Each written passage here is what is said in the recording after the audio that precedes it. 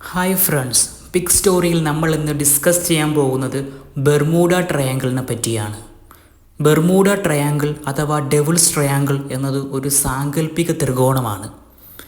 ഇത് 3 സ്ഥലങ്ങൾ, അതായത് മിയാമി, പ്യൂട്ടോറിക്ക, ബെർമൂഡ എന്നീ 3 സ്ഥലങ്ങളിൽ നമ്മൾ ഒരു സ്ട്രെയിറ്റ് ലൈൻ വരച്ചു കഴിഞ്ഞാൽ ഇത് ജോയിൻ ചെയ്ത് കഴിഞ്ഞാൽ ഉണ്ടാകുന്ന ഒരു ഏരിയയാണ് ബെർമൂഡ ട്രയാങ്കിൾ എന്ന് പറയുന്നത്. എന്ന് വെച്ചാൽ ഇത് തികച്ചും സാങ്കല്പികമായ ഒരു ത്രികോണമാണ്.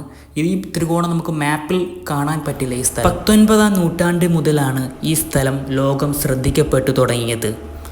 ഇവിടെ നിന്നും നിരവധി കപ്പലുകളും വിമാനങ്ങളും അപ്രത്യക്ഷമാകുന്നുണ്ട് ദുരൂഹ സാഹചര്യത്താൽ.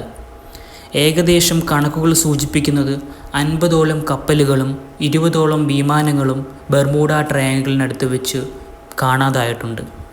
ഇതിലേറ്റവും പ്രത്യേകത എന്തെന്നാൽ ഈ കാണാതായി എന്ന് പറയപ്പെടുന്ന കപ്പലുകളിലും വിമാനങ്ങളുടെയും അവശിഷ്ടങ്ങൾ പോലും ഇതുവരെ കണ്ടെത്താനായിട്ടില്ല.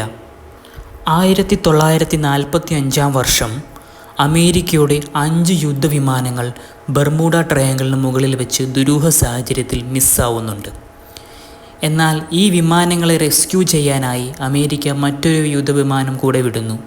എന്നാൽ ആ വിമാനവും ദുരൂഹ സാഹചര്യത്തിൽ ഇവിടെ വെച്ച് അപ്രത്യക്ഷമാകുന്നു. ഇതുപോലെ തന്നെ അനവധി സംഭവങ്ങൾ ഈ സ്ഥലത്ത് നടന്നിട്ടുണ്ട്. ചിലർ ഇതിന് കാരണം സൂപ്പർ നാച്ചുറൽ പവർ ആണെന്ന് പോലും വിശ്വസിക്കുന്നവരുണ്ട്. എന്നാൽ സയൻറ്റിഫിക്കായി 2 പ്രധാനപ്പെട്ട ഹൈപ്പോത്തസിസ് ഇതിന് പുറകിൽ പറയുന്നുണ്ട്. ഒന്ന് എന്ന് പറയുന്നത്, ഈ സ്ഥലത്തെത്തുമ്പോൾ വിമാനങ്ങളുടെ മാഗ്നറ്റിക് കോമ്പസ് വർക്ക് ചെയ്യാതെ വരികയും ഒരു പ്രത്യേകതരം മാഗ്നറ്റിക് ഫീൽഡ് കാരണം വിമാനങ്ങളുടെ നാവിഗേഷൻ എറർ ഉണ്ടാവുകയും അത് വിമാനങ്ങളെ നാശത്തിലേക്ക് നയിക്കുകയും ചെയ്യുന്നു എന്നതാണ്. മറ്റൊരു തിയറി എന്ന് പറയുന്നത്, ഈ ബെർമൂഡ ട്രയാങ്കിളിൽ വളരെ വലിയ രാക്ഷസ തിരമാലകൾ ഉണ്ടാവുകയും എന്നതാണ്.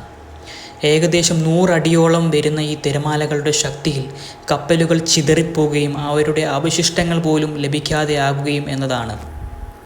ഇത്രയധികം തിയറികൾ ഉണ്ടെങ്കിലും എന്നാൽ ഇന്നും ചുരുളഴിയാത്ത ഒരു രഹസ്യമായി തുടരുകയാണ് ലോകത്ത് ബെർമൂഡ ട്രയാങ്കിൾ അല്ലെങ്കിൽ ഡെവിൾസ് ട്രയാങ്കിൾ.